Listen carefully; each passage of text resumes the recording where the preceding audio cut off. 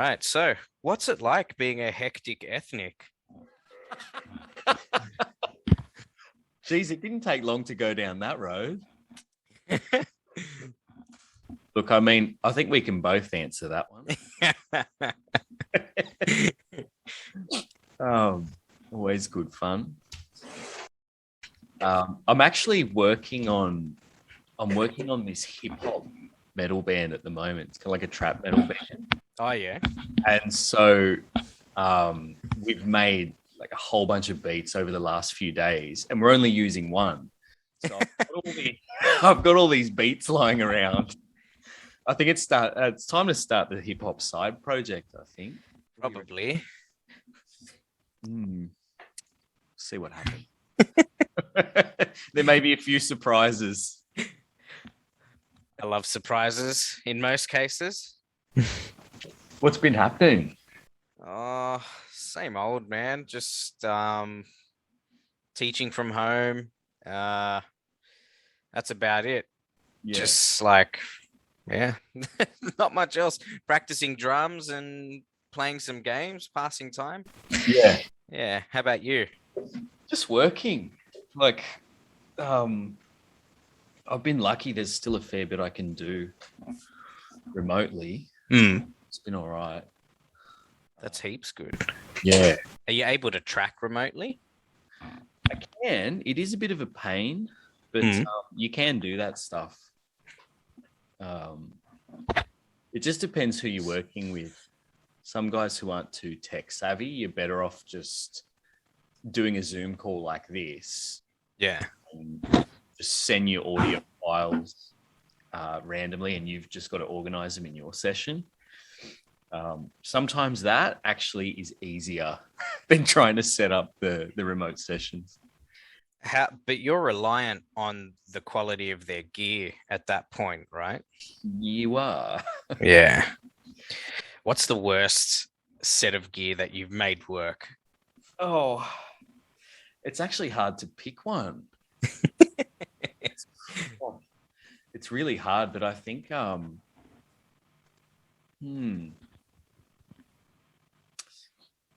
look, I'm no stranger to making it work. It's something I like to do. So like for a long time, like I was using Pod Farm as a joke, and then I realized, it actually sounds really good. I was using it because back then it was easy and quick. And then I started using newer amp sims and things like that, newer software, and I thought, this doesn't sound too bad. The other funny one is like Easy Drummer. Okay. Because a lot of people go, it's a songwriting tool. It's not meant to sound good, but there's a few samples in there that do sound pretty good. So that's the one you use when we're working on like the summit stuff, right? Yeah, for writing stuff, it's a lot quicker because you don't have to open Contact and system. So it really is like a lot quicker. And it is easy. They're not lying in the name. No, they sound awesome. I think, like the cymbals sound probably one of the best out of all the like the MIDI drum software that's available. Yeah. It's just got this reputation among engineers and stuff where it's like, look, you'd ideally not be using that mix. Ideally, but it's I think it's better than a lot of people think it is. Yeah. And you also put time into the like, I don't want to say the quality, but the I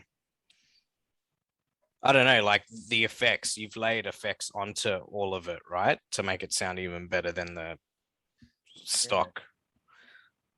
That's another thing that's pretty easy to do with the Easy Drummer stuff is you can send a particular drum to a bus and then process it there. So at that point, it's almost like you're working with audio and not MIDI. Yeah, like you can process everything individually. So it's handy for that. So it's like you can take it from standard easy drummer sounds to like, okay, this is a bit polished. I can hear everything. I can Yeah. hear clearly. It sounds okay. But that, yeah, that's a funny one. But I've recorded some really bad kits, man. Like really bad. Oh yeah. Like no name brands. And sometimes it's obviously cool for effects. Like you want to actually put a shitty kick drum in a big room and, you know, a snare that sounds like absolute garbage. But that's all well and good for when you do it on purpose. It's just when a guy rocks up and he's, you know, it hasn't happened for a long time, but guys will rock up and be like, we've got to use my snare. And I'm thinking, this is the worst snare I've ever. It's the snare from Saint Anger. I think I'd say I've heard worse than that. Oh damn. That's obviously not great. A lot of people don't like it. Some people do. I remember hearing about the snare sound on St. Anger before hearing St. Anger. Wow. Okay. Yeah, that makes sense. I knew the album existed, and it was like I was hearing from everyone the snare sound is so shit. And I remember thinking, do I want to listen to this? Imagine how many more people listen to it as a result of that iconic snare sound. Well, that's the reason I listened to it. So probably a lot. I actually didn't think it was that bad, but you know. Yeah. I these days I don't think it's that bad. I think I just jumped on the bandwagon. Yeah, that's right. It's like the Nickelback haters. Yeah. Jono. Go there. Yeah, anyway. Just a quick one with the kit thing. How much do you reckon different types of drum heads can salvage a shit kit? To be honest, it's like you'll get a noticeable difference. I can hear the difference with, you know, fresh heads and old heads, or, you know, some crappy heads and some bad ones. But I mean, be nice if the kit was good too. You can make a kit sound better by replacing the heads if they're old. Yeah. But, you know, it's you can't really you can't change the sound of the shells. Yeah. So it's one of those things. It's similar to guitar strings. If you have a really guitar and you change the strings, well, they'll be bright again and it will sound better, but it's still a piece of shit. So yeah. And then when you hear it up against something else, you're like, really? Now, you know, I thought it made a difference. Now that I'm hearing it against something good, it almost makes no difference. It's so cheap and nasty. And but I don't know, like I've heard a lot of kits sound okay just because someone who was a good player was hitting the drums and they tuned it just right. And at that point, I think, oh, it's actually not too bad. That's the other thing is like technique definitely comes into play. Like regardless of it's just the way the player hits the drum, or just being intentional about the way they hit the drum can be the difference between it sounding good or sounding. Yeah. I think the funniest example of that is, you know, Steve, the King Hideous drummer. Oh yeah. Like Wolves drummer. He was doing a video clip, and when you're doing your video clips, you normally, you know, you gaff the bottom of your cymbals so they're not too loud, and you detune everything so, you know, it sounds like you're hitting a bucket. And he was playing this kit that had been completely detuned. The snare's off, his cymbals are like taped up, and he was making it sound good. Yeah. I couldn't believe it. Like the way he was using, I was like, this is genius. That to me is a good drummer. Yeah. Like, if you're doing stuff like that, and creativity is a big part of it too, because he's always like a bit on the creative side. But I thought that was hilarious. I thought, how he like this actually sounds good. Yeah. Someone walked past, they go, oh, that sounds good. Like, he's an incredible drummer as well. I've only seen him play a few times, but yeah, I can definitely vouch for that.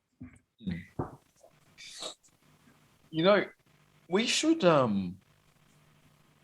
talk about the summit stuff, because I was thinking just the other day, when we were discussing like what you're doing with this whole podcast, I was thinking about like the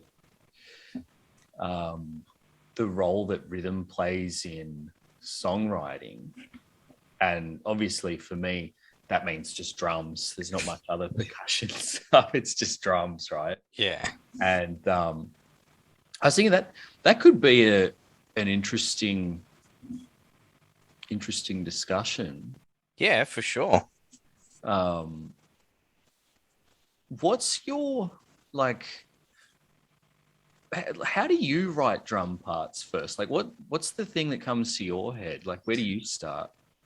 Well, it depends. Like when we've been working together, it's sort of like streamlined, I guess, where I mean you've come up with the guitaring or the overall rhythm, and that just sort of allows me to get creative with what's there and sort of more often than not add as opposed to change things, if that makes sense. Yeah. But if I'm doing something from scratch at home, it's usually, I'm ashamed to admit this, but it's often inspired by another song I've heard, but not from the sense that I'm going to copy that rhythm. It's like, for example, the new Wage War song that's come out is like, that made me want to start writing again. So I'm like, okay, I'll come up with, that's a fairly intense song to me. So I'm like, okay, I'm going to come up with a song just on drums because I can't play guitar. Yeah. Where it's like, okay, the drums are going to come in pretty frantic.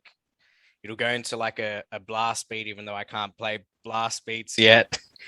and then it'll go into a groove. So it's sort of like, okay, I have the rough idea, and then it's just a matter of starting to whack stuff into Reaper on Midi.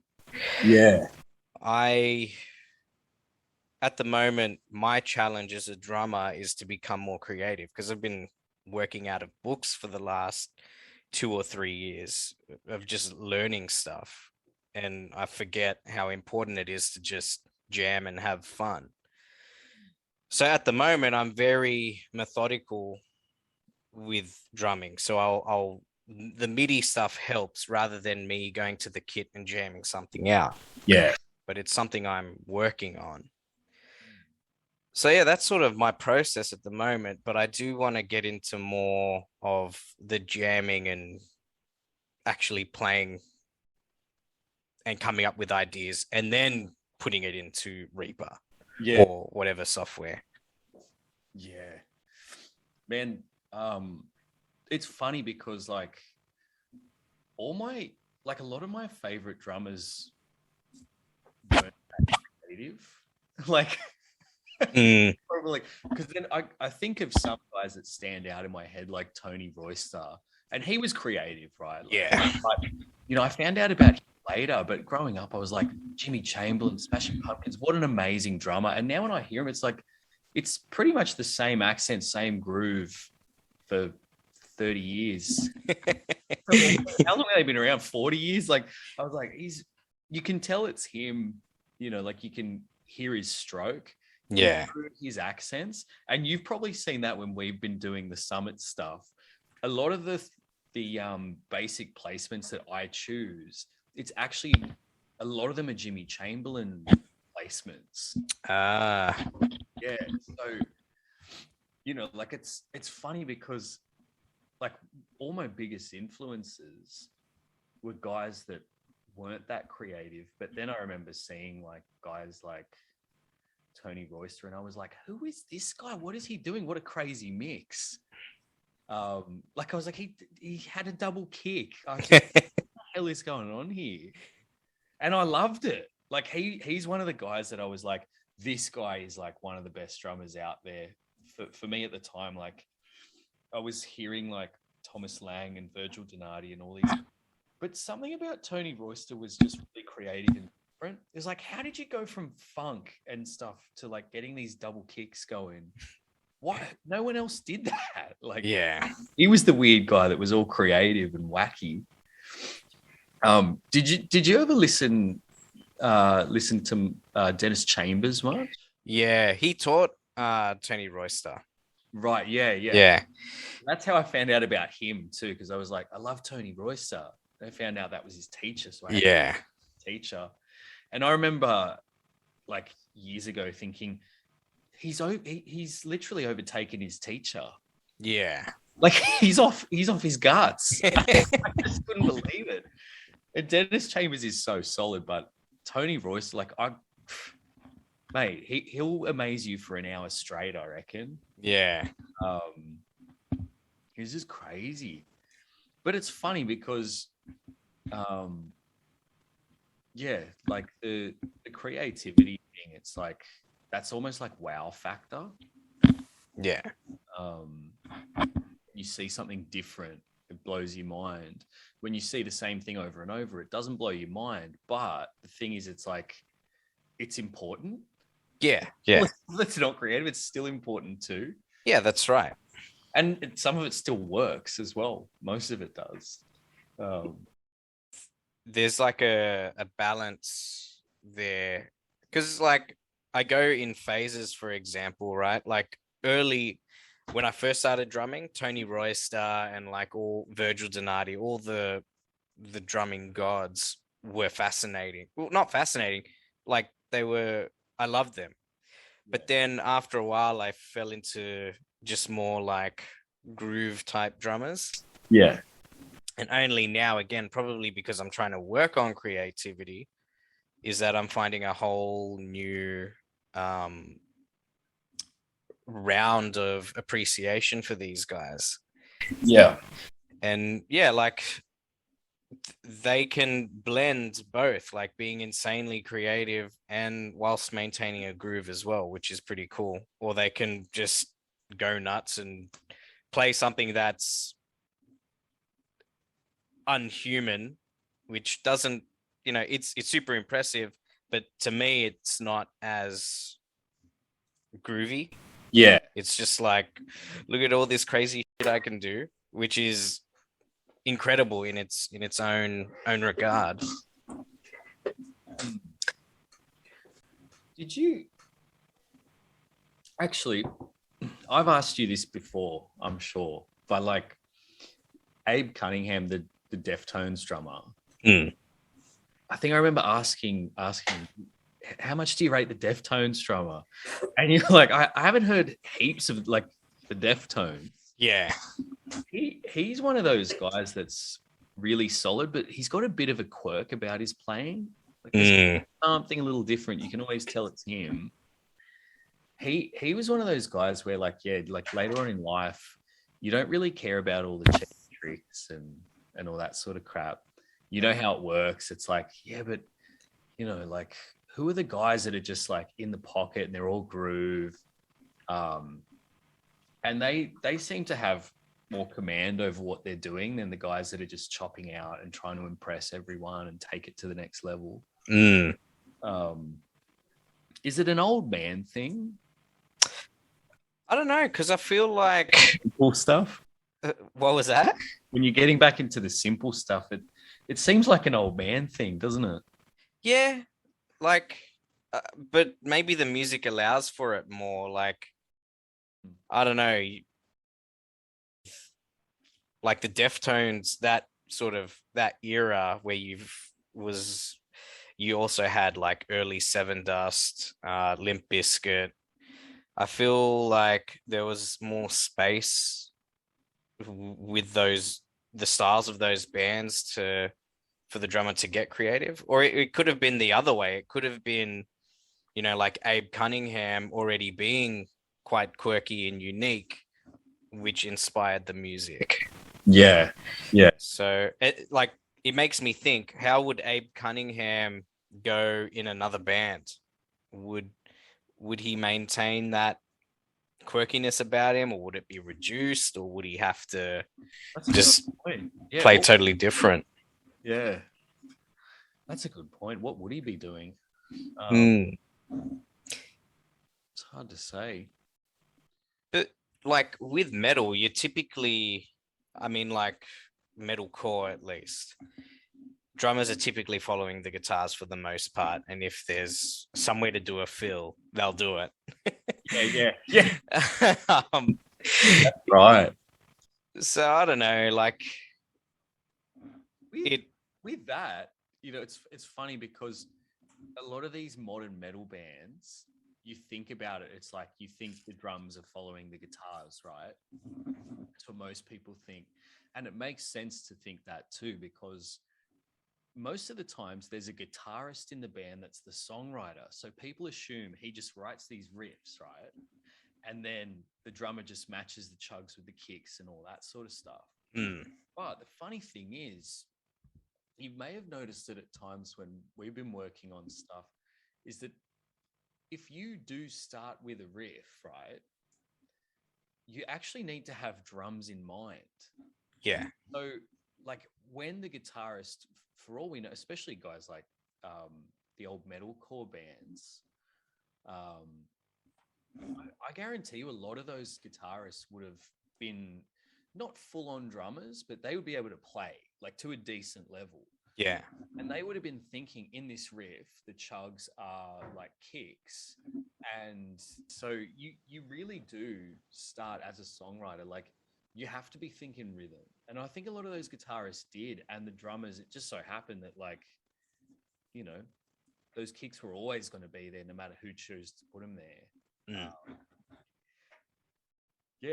I think a lot of the best riffs, you can tell the guitar is literally, the guitar is part of the rhythm section too, and so if a guy is doing guitar and thinking, and I'm basically playing a beat on guitar here, we've just got to match that with the right drums later on.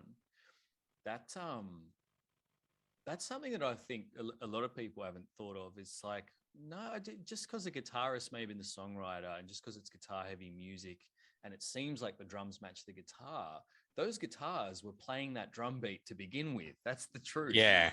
It's like it's all there. And, the runs are the fills, the chugs are the kicks, and then those high discords, that's your snare, right? Yeah. And if you did anything else, it would have sounded a bit. Well, like I've been in bands where the guitarist is like, this is the song or this is the riff, and you just sort of, that's it. Yeah, just good luck. Yeah. So it's like, if they don't tell you the beat they want, then you're sort of, you do whatever you think is appropriate, and that's as far as the song goes. Yeah. But a good guitarist will take into account everything else as well, and sort of use that to make it a better song overall, or make a part better. I really reckon that when it comes to songwriting, like rhythm, like there's a specific difference rhythm makes in songwriting and drum parts. And that's something where, like, I've been blown away heaps of times by just changing the pace in the last chorus. Like I've had whole song structures work purely by just moving a few drums around. Yeah. And then, like nothing else would have fixed it, because the melody was there. It was never going to get any better or worse, and it was fine. It was just rhythm. Yeah. Especially for pop structures, rhythm is like really important. And if the drums are bad, it's like it's a lost cause, especially Yeah. nowadays where we're not like all about guitar solos and stuff like that. Now everyone's all about drums Yeah. and to a lesser extent vocals. But you know, it's cool to like drums now. It's like not cool to be like loving guitar solos. Like no one cares about Slash, you know. Yeah. Yeah. I mean, if you do, it's highly likely you're a crusty old guy in a bar drinking whiskey. Like now, the modern metal thing is like it's all drums. Drums are mixed, loud. You hear everything. Yeah. Before you couldn't hear jack shit. You just had an impression of a kick drum. Yeah. In a lot of the 90s shit I'm listening to, it's like I can't actually hear the kick. I can't make out a transient. Like, but you just know where it is somehow. Yeah. You know, so it's funny, yeah. Like drums have actually become the cool thing now, and so it's no surprise that songwriters and guitarists are kind of like becoming really drummer minded. Like, what do you think's been the catalyst for that? Because what do you think? That's a tough one because when I look at how drums have progressed, just in my lifetime, I don't think guitars have progressed as much. Right? It's like there were guitar solos then, there's guitar solos now. It has become more technical as well, but I just feel like drums has come from like the back of the stage to the front of the stage in a way. Yeah. So why that would be is like, I think partly it's due to those creative players that took risks, you know, instead of just doing the safe thing. The minute you start getting creative, you're probably going to have a bad idea or two at some point. Someone's going to laugh at you. You can't mix Latin jazz with, you know, whatever it is, you know, but I think it's those guys. And I really reckon that just at its core, music is like rhythm and melody, and it's, you know, like it's kind of no surprise. It's kind of like people are just getting more and more into music, and we were focused on melody for a bit there, and now it's like kind of a lot more rhythm. And really like I think like there's an elite class that sort of know both inside out, and they understand both inside out. Yeah. But the general population, I mean, we've kind of come a long ways. I was listening to like some Beatles a week ago and just some old 70s stuff. Every drum beat was really simple. All the guitar parts are easy. You could learn that in a week. If it's your first day playing drums, you'll be playing it in a week. And you listen to the stuff now and it's like, you have no hope of playing this unless you have played for 20 years or 10 years or whatever it is. Yeah. And I think when that first started to happen, I used to think these guys are just doing that because they want you to know how much they've practiced. They want you to know how good. Yeah. Now guys are doing that in a tasty way, and I'm like, oh, they're changing the game again. Yeah. Like they're not just being wackers, they're being tasteful. And I think just like the way that that's a mystery to me. Like why did drums become cool though? Like what happened to make it everyone stopped going for guitars and thinking guitars are cool, where's the guitar solo, to like listen to the snare. Everyone's talking about snare sounds now. Yeah. Even if they don't know what that means. Like that like sound in this, the drums, it's like, yeah, okay. Where did that come from? I don't know. Well, I have a suspicion though, like, so backtracking just a little bit, a few of my students are really into trap music. Yeah. And of course, they want to learn the beats for those songs. So when I go through it and write it up for them, like I've realized they're actually very cool beats, what they've come up with. Like there's 30-second note, things happening on the hi-hat, and most of the time snares on 2 and 4, but they've got a cool kick pattern, cool hi-hat pattern. But I think in that genre, which probably flows into pop music as a like under the umbrella of pop music, is because the melody of those songs are quite simple and repetitive. It gives space for the drums to develop and be a bit more interesting. Yeah. Plus you've got the rappers and whatever, so the rhythm of their vocals or their raps can also sort of create or take away space from the drums also. Yeah, that's a good point. I mean, it's so funny when guitars are doing something really minimal and they're doing something like they're creating space. It's a great time for drums to take over, or something else. Something else. Yeah. Like someone do something, because I'm doing nothing here. It's the same way if the drummer's doing a really simple beat. These days, it's the modern approach is match everything, make sure everything matches. But yeah, there's nothing better than having a crazy good guitar riff and the drummer's actually doing the Lars beat. Yeah. Doing just the 4 to the floor. It's like all of a sudden you're like, oh damn, that's good. I can really It's funny because these are the guys that they can play drums and they're doing it on purpose because they've already shown you they can play, and they're like, now look at this, check this out. I'll make the song sound cool by playing the easiest beat in the world. Yeah. That is like that's the I get impressed by now. It's like, how can you make something sound good? Well, it's all about the 2 and the 4. Like, look at AC/DC. They're not not really what you're saying. Like, they're all quite simple, but like I'm usually head bobbing from start to finish of a song. Yeah, it just works. I've done a few things with certain bands where now, like when I'm producing, I always think, is this band going to be touring? Are they touring? Is this just an online thing? Because then I know how far I can take it. I want the guys to be able to play their songs live. Of course, yeah. Some drummers that don't, they don't have enough juice in the tank to be like blasting for too long or playing something fast and tricky for too long. But you could squeeze a few bars out and it will be pretty tight.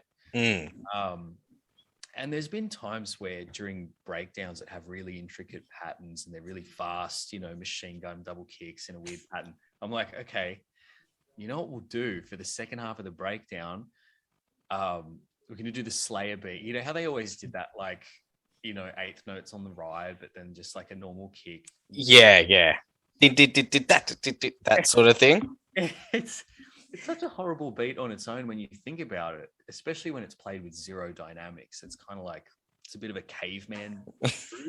But it sounded really cool. And it was 2 birds with 1 stone, because it meant these poor drummers don't have to work as hard live, and the song gets to sound cooler. So there's like even more than one benefit to that. Maybe some of these guys factor that in too. They think, you know what? Not only does this sound good, but I'm actually really going to need a break around here just to like, Yeah. Maybe they're doing it. Maybe they're doing it out of laziness. What do you think? Quite possibly.